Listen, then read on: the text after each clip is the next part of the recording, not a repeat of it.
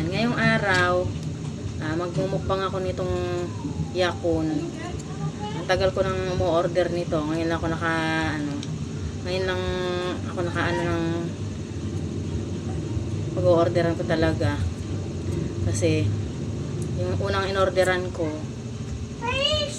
hindi dumating yung in-order ko sa kanya. Buti dito sa amin, may nagpapa-order ng ganito. Yan, dumating na. Napapanood ko kasi sa mga vlog ng iba na parang sarap na sarap sila sa ganito, sa yakon. Tapos marami daw itong benefits sa katawan. Titikman ko kung masarap pa siya kasi parang sarap na sarap sila. Excited na ako kung anong lasa. Hindi siya maganda sa pang-amoy. Hindi maganda yung amoy niya. Hindi ko alam kung ganito talaga amoy nito o nababad lang sa baha. Para baka ito lang. Yan. Tikman na natin guys kung anong lasa ng yakon.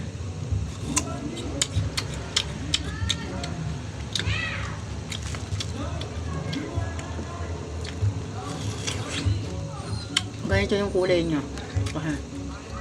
Madali nga siyang mangitim. Manamis-namis siya.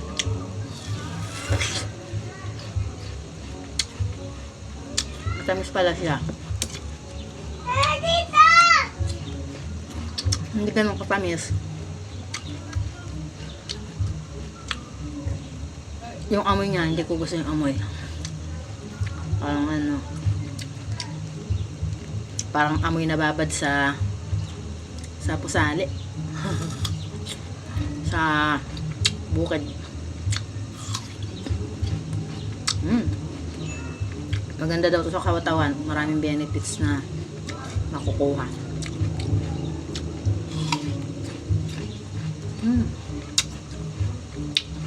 Masarap naman pala siya. Kala ko sabi ng imbala may lasang carrots. Hindi naman. Hindi ko alam kung ano yung kalasa niya. Parang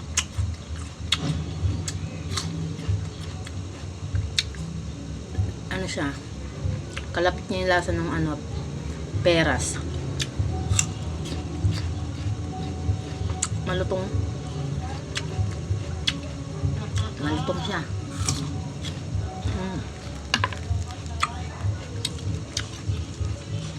Nagustuhan ko naman yung lasa niya. Habang lang siyang vlogger. Lasang carrots, hindi naman. Mas malapit siya sa sa peras.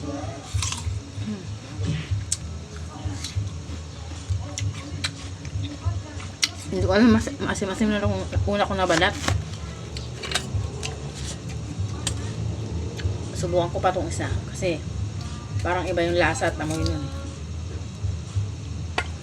Baka parang na yung unang nabalat ko guys. Tignan natin kung anong lasa na itong isa. Ganito yung kulay niya.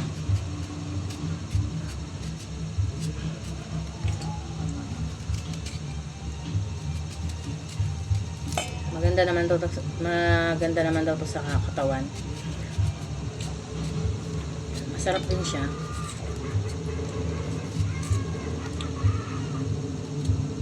Sarap siyang papakin.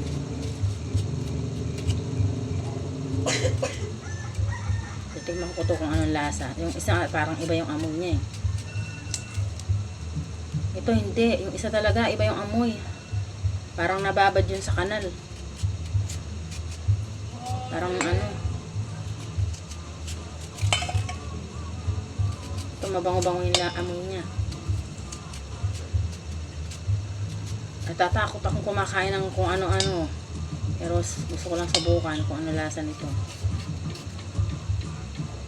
Kasi parang sarap nilang kumain ng ganito, magmukbang.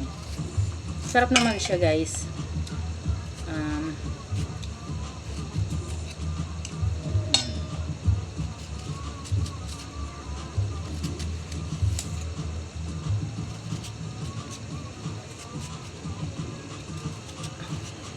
Parang na yung kulay, iba yung kulay.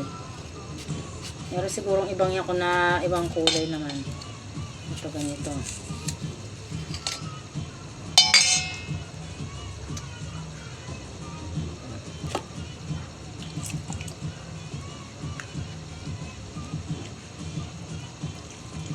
Tikman na natin.